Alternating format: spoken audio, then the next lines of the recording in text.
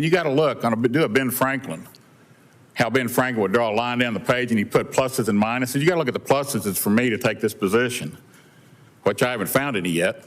But the minuses are like 17 things long. So you got to ask why I want this job. I want it because I care about people. Billy Long has been removed from his post by President Trump as commissioner of the IRS. We flash back to the top moments from his confirmation hearing in May as he's grilled by senators. Can the President of the United States legally tell the IRS to change someone's nonprofit status?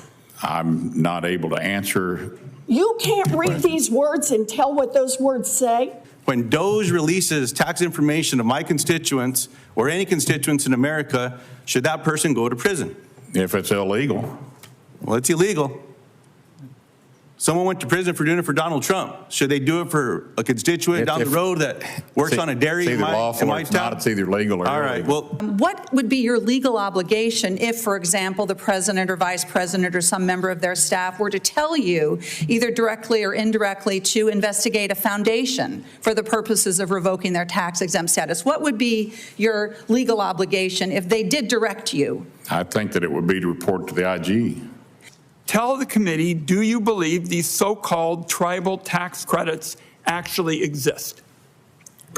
Thank you for the question. My only involvement in this matter, like I've said numerous times in the written correspondences back and forth with members of the committee, was to connect interested friends of mine, not robocall, not paying kids $25 an hour to call, but just friends. If they had any interest, then I would say, do you want to get on a Zoom? And I was never on the Zoom. That's not my question. My question is, I'm sorry, I misunderstood. Do you believe that these so-called tribal tax credits actually exist? That's yes or no.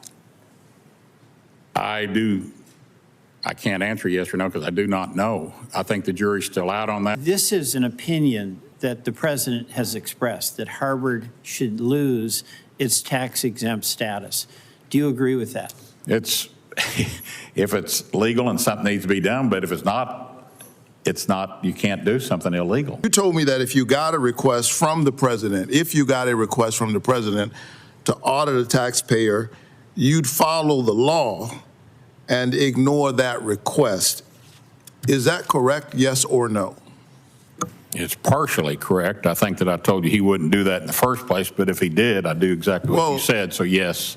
The answer would be yes. Yes. Yeah. Okay. For more clips like this, stay tuned to Congress Clips, and thanks for watching.